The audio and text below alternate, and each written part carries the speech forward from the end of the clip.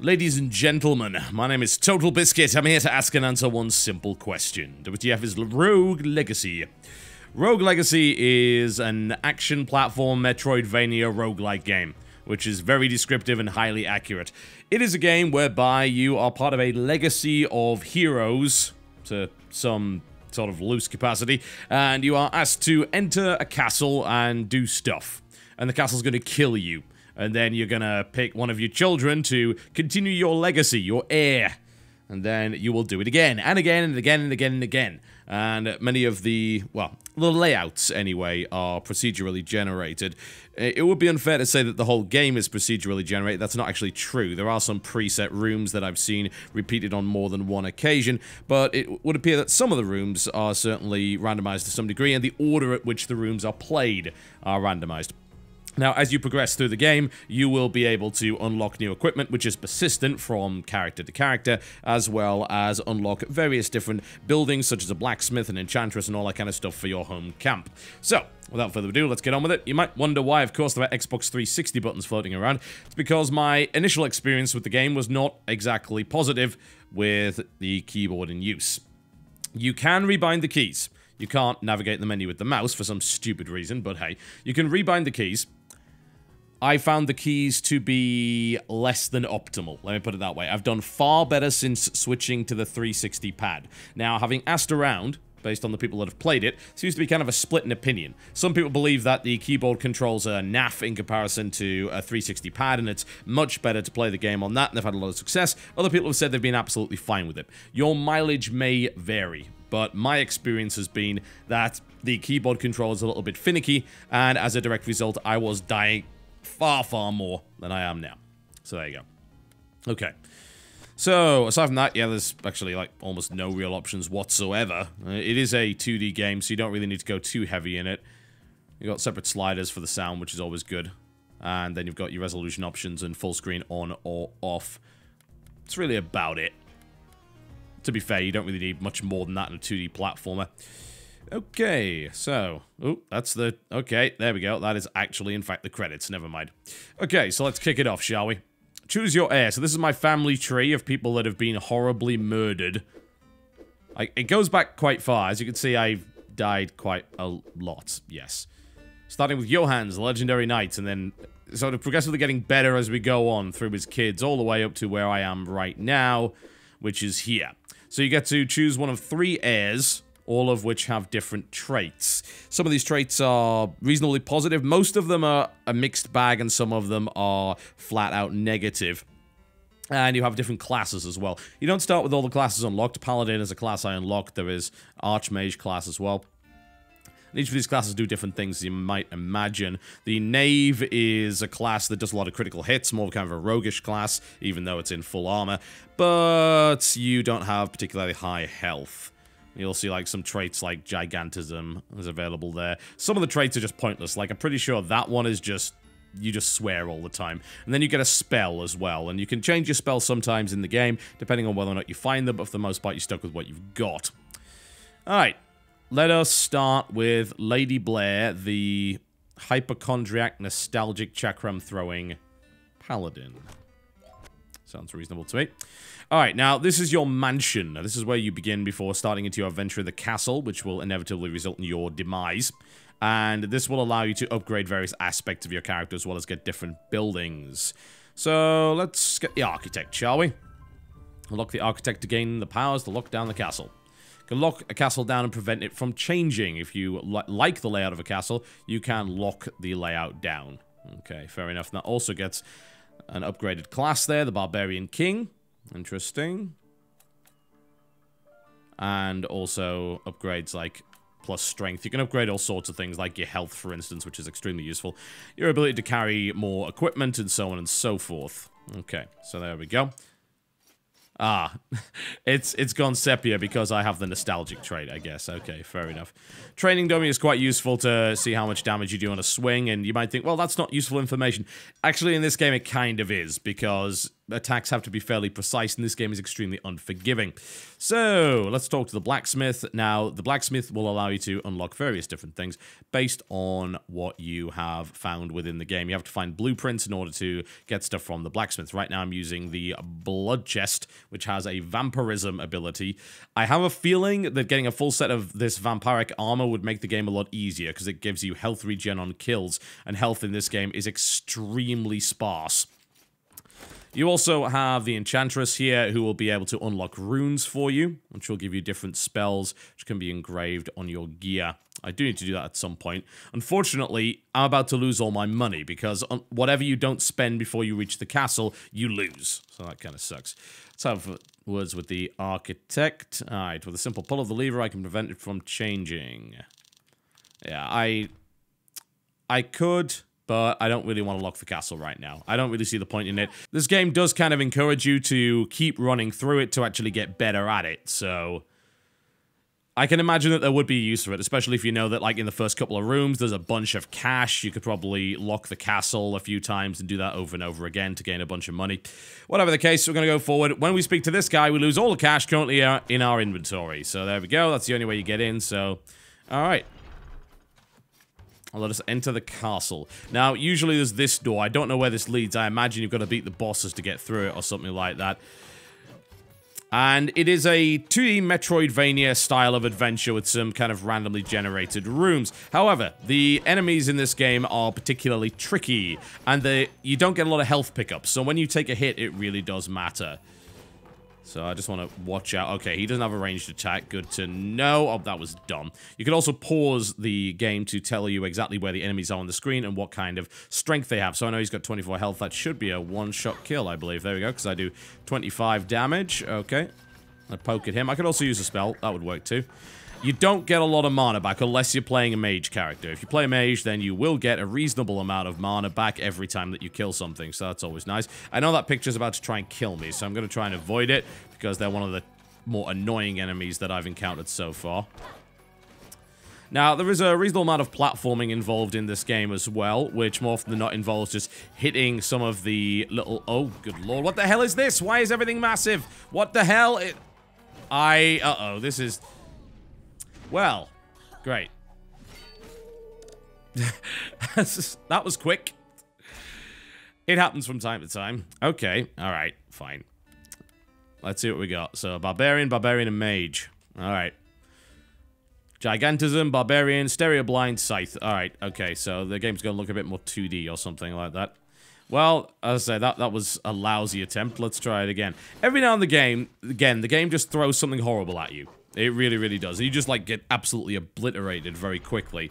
Now, would I call it unfair? No, because you do have the option just to run away from that room very, very quickly. You just have to be quick enough in order to make that happen. It's not like you can't kill that stuff. It's not like the game is massively gear-dependent. If you've got the skill for it, you can do it, but it's really more of a question as to whether or not you will be able to pull it off, because the margin for error is very, very small.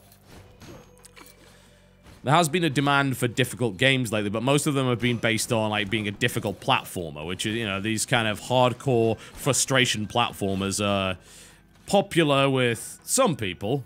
Certainly not with me. I personally hate them, but there you go. Okay, what enemies do we got on the screen? A couple of knights. Alright. I have a scythe as an ability. I'm not sure if this is going to help me all that much here.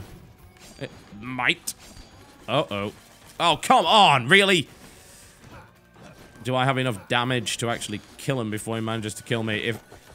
Incidentally, if I run off the screen, it will actually just reset, which is less than helpful. I can only take a couple more hits from this one. There we go. Okay, I've at least gotten rid of him. Lost most of my health in the process, but there you go. But no, I mean, the game is not gear dependent. It is very much skill dependent, and the more interesting thing about it is that most hard games lately that people seem to be playing and desiring are these frustration-based platformers. This is difficult because the combat is difficult. Is it fair, though? It is fair. As far as I can tell, at any rate, it does seem to be fair. It's not a game that goes out of its way to screw you over. It's just a game that is really, really hard. And you don't get a lot of chances. But as you go through the game, as you unlock more and more gear, you kind of get those chances back. The thing is that the game also says to you, oh, hey, you know all that gear you're getting? Well, we're going to kind of level the enemies up as well and make things a little bit more difficult. So I'm not entirely convinced that the game is fair, but I don't know. Alright, sweet. Got a rune for unlocking the objective for that fairy chest, but I have lost most of my health, so I don't expect to be alive too much. Oh, come on. Too much longer. The game is completely covered in traps, as you might imagine. Ah, this is always a nice room. Ah, blueprint for the blood cape. Very helpful to get. Do I have that? It might even have been the money I needed to get it. Now, I also know for a fact that there's a boss enemy in this room, and I also know for a fact that I do not have the capability to beat it. So, I have no intention of trying right now. I'm going to try and gather some more money so I can hopefully get my blood cape and increase my vampirism abilities. Might be a little bit more helpful as I go forward. I think the game's going to be extremely compelling to people because it has that one more playthrough feel. It's a fairly rare characteristic, but I think that roguelike games in particular have that I'm going to try it again kind of attitude because you have no idea what you might come across in the first couple of rooms. You might die in the first couple of rooms, or you might make that deep run, and because everything's randomized to a certain degree, and because the game does reward exploration and there's all sorts of different cool things to actually discover, then it is a game that is fun to play over and over and over again. Okay. Yeah, Lady Charlotte seems reasonable. We'll go with her. She is a knave.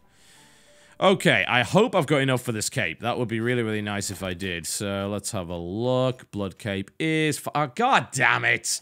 500. Should have seen that one coming. Alright. Well, you know what? I think I'll probably get... Actually, that weighs too much. I can't do that. Maybe now is the time to get some runes. Maybe we could do that. Okay, so sword rune, and can't get vault rune, unfortunately. But that will let me dash short distances. I'm not sure how useful that's going to be. Can't get siphon rune either. Wow, I should have got that one. That sounds way better. Alright, never mind. On we go. Give the rest of that money to Charon. Alright. I believe I was a few gold lower than I needed to be. Oh, well, never mind. I think an awful lot of people are going to have a really good time with this game, and... Oh, man, I forgot I had randomized spells all of a sudden there. Savant screws things over quite badly in that respect. There we go. Anyway. I think a lot of people are going to have a ton of fun with this. And I can definitely see why. Because it does have that kind of compelling roguelike attitude going on. I think roguelike is becoming kind of a weird overused term that doesn't necessarily apply to every game that uses it. And then, of course, it's compounded by the fact that people who are genuinely into the older roguelikes, as in the games that came from Rogue onwards, will say, no, it's not a roguelike because it doesn't fulfill these particular arbitrary conditions. But it has the spirit of roguelikes in it. You start with very little, the game is out to kill you, you're expected to die, there's some random generation going on there, you'll gradually get better at it. Not that I think that that's a particularly good description of roguelikes, if anything, simply because I don't think that's not a genre, those are characteristics. Like, I wouldn't call it a roguelike if I was trying to identify a genre, I'd call it a Metroidvania style platform game, because it is. You know, it's an action platformer with some roguelike-y characteristics, and roguelike characteristics does seem to be the way that a lot of games are going these days. And that's fine. That's actually a really nice set of characteristics to have. I used to play Angband when I was much, much younger, and I enjoyed it, and its variants very, very much.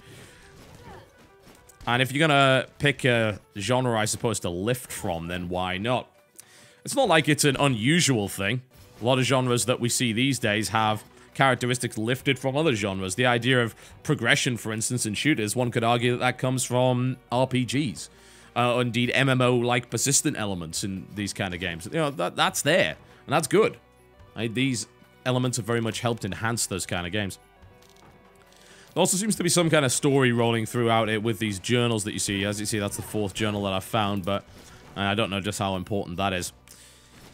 Like, from a mechanics standpoint, is the game particularly good? I mean, I find the combat very simplistic, but I feel that it's done on purpose. That doesn't mean that I necessarily enjoy the combat very much. And, you know, if you want to talk about a good, really difficult game with hard and actual in-depth combat, then of course you talk about Dark Souls. You know, Dark Souls combat engine is absolutely fantastic. It's slow, it's deliberate, it's got a lot of weight behind it, it's got a lot of variety in it because of the number of weapon styles available, as well as the number of different enemies you have to fight. And this is a lot more simple in the sense of you got your sword, you swing your sword, you got basically 2 attacks with it, and then occasionally you've got a special and magic. That's really about it.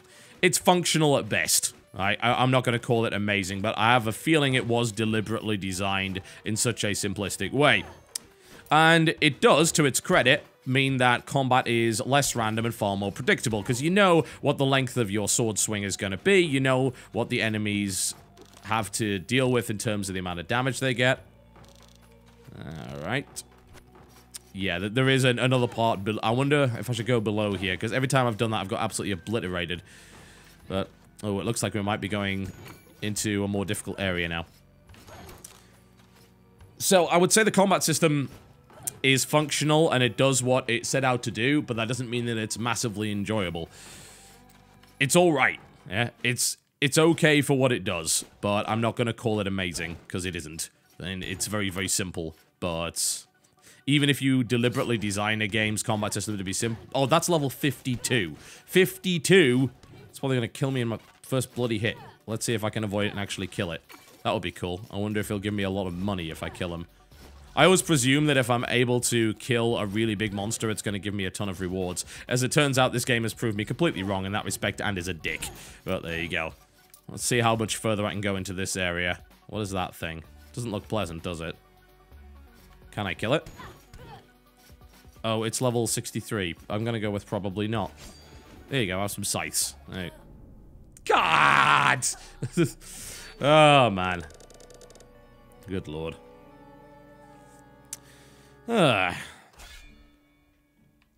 It's certainly interesting, though. I'm definitely not going to dispute that. Have I wanted to play it over and over and over again? Yes. Is that a pretty compelling reason for you to buy it? Probably. You know, that replayability is the strength of the game, and the game was built around that idea. And it's done it very, very well. So even if the core mechanics are... I wouldn't call them bad, I'd just say that they were fairly simplistic. If the core mechanics are simplistic, and yet the game does not bore you, then it's done its job right somehow. Right? Surely. Surely that has to be true. Ah, Chowan, you don't get any money this time. I hate you and all of your followers. Okay, there we go. So it does have that just one more playthrough kind of feel. And that's good. That's very, very good. Reminds me of FTL, but these games are much, much, much shorter. You know, you're dead probably in about 5 to 10 minutes for the most part, which makes it a fairly ideal beer and pretzel-style lunch break game. But I think that as... Oh, it has a... Oh, man, he's got a swing on him. All right. God, wow, really? Ugh. Jeez, that was quick. All right. First room. First room. Unbelievable. Mage with OCD seems like a very useful combination. I'd have a lot of mana. Let's see how it goes. Shame it's a bad spell, but whatever. Ah, that's the dash, as you can see there. Again, I'm not sure how helpful that really is, but hey. Yeah, it's compelling. Very compelling. Definitely gonna be enough, I think, to convince a lot of people that, yes, it is worthy of their time. I will probably keep playing it, frankly. Yeah, I know it's, you know, combat is simplistic and things like that, but it is one of those games where the progression does keep you going, because the progression is very, very meaningful, and the game kind of gets more difficult as it goes along. You feel like you're learning things. And that's good. I think that if you want to play the whole... Our game is really, really hard. Frustrate yourself to death while enjoying it. You know, the whole dying is fun idea, then you've got to do it in a very particular way. And there's very few games that manage to pull that off. But there are some, yeah? Stuff like Dwarf Fortress, this game, and of course Dark Souls and a few other games. They seem to have achieved exactly what they were setting out to do in that regard. And you can expect more of these roguelike hybrid titles coming your way, because people evidently do want them. And I might suck at it, but it doesn't mean that I'm not having fun with it. I'll occasionally just say, oh, come on, and get really frustrated with it, and then, like, 2 minutes later, I'll come back and say, let's just try it again. Let's have one more go. Shall we? Yeah. Rogue Legacy, ladies and gentlemen. It's currently available on Steam for $15 or your regional equivalent. And I think from watching it, you've probably figured out whether this is the game for you. It is certainly not going to be a game for everybody, but I think that's a ridiculously generic statement that bad reviewers like to make. It's like, oh, it's not a game for everyone. Yeah, God damn it. That's every game in the universe. there aren't all that many games that are for everyone. In fact, I'm pretty sure there's nothing in particular that really qualifies under that one, but there you go. It is, however, regardless of its simplistic combat and mechanics, an extremely enjoyable title. And you may very well want to check it out. It is a nice, heady mixture, intoxicating mixture, if you will, of different genres and different ideas and characteristics that have all melded together to create something that is more than the sum of its parts and is fun to play over and over and over again, regardless of the fact that you haven't even beaten the first boss yet. Eventually, maybe I will. Maybe I will. I'll probably die about 50 times before I get there, but that does not mean that the game isn't going to give me pleasure along the way. And indeed, is that not the point? My name's been TotalBiscuit, taking a look at Rogue Legacy. Thank you very much for watching, ladies and gentlemen. And I will see you next time.